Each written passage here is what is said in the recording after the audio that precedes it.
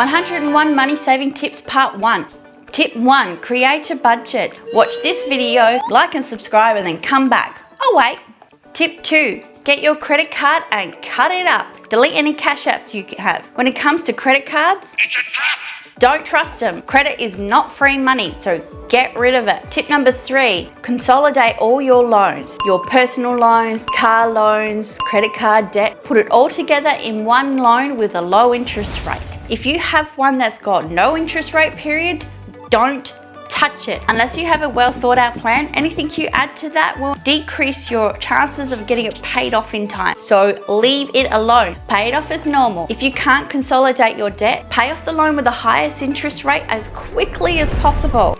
Tip number 4, check the fine print on your loans. Some loans will charge you fee for paying too much too quickly. Use the online calculators in the description below to do the maths for you. You might find that paying off a $10,000 loan with a $900 fee is worth it because you save $2,000 in interest. But at the same time, there's no point paying $900 fee for paying off $1,000. Tip 5, don't get late fees. As Judge Lynn on Divorce Court used to say all the time, don't pay the stupid tax. Late fees are stupid taxes. If you haven't seen my budgeting video yet, go and watch it. You will never have a late fee ever again. Tip 6, check all fees. Bills have fees coming at you left, right and center. I once had a credit card that charged me a fee for paying my bill, which while was ridiculous, I made sure I only paid that bill once a month when it was due. I included the monthly fee and the payment online fee as well. Tip 7 is contact your bill companies. If you are having trouble completely paying off a bill before it's due,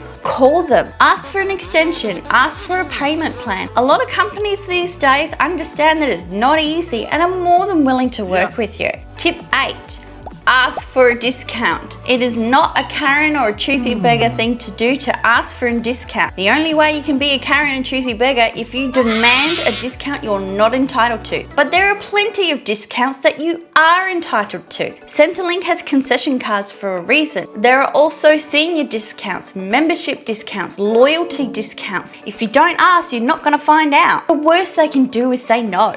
Tip 9, sometimes it is cheaper to pay a larger amount now than smaller amounts stretched out. And you see it on online subscriptions all the time. If you can save up and pay the larger amount up front, do it. It will save you a ton. Which leads us to tip 10. Put aside money for these bills. I put $27 a fortnight for my rego. That way, when the bill comes in within the year, I can pay it all off in one hit. I also overestimate, so anything that's left over is just free money. Tip 11, check your plans. You'll often get a discount when you get multiple insurances with the same company. It's the same with your phone or your house utilities. Most companies will give you a discount for having all your things with them.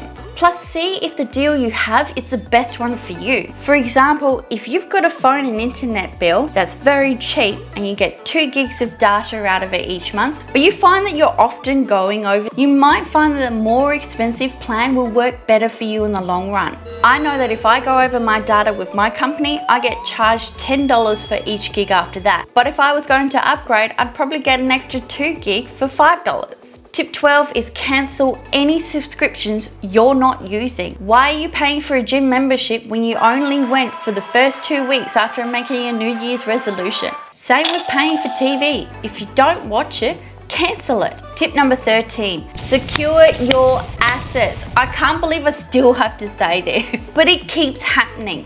Lock up your car, your house, keep your personal items safe. You can't be too trusting. I'm still hearing stories about people who leave their car keys in the car and then get surprised Pikachu face when somebody nicks off with it in the middle of the night. Now, I don't want to victim blame here, but come on, there are bad people in the world. Are we doing a video on how to reduce the opportunities for predators to make you their next victim? So please like and subscribe so you can watch that one too. Tip 14, emergency savings. I have my emergency savings in a different bank account altogether. That way I don't see it. With automatic payments set, I can forget about it until I need it. No matter how little it is you can afford, start an emergency savings account now. Tip 15, have an emergency plan. It will stop you from making some really bad financial decisions in your time of need.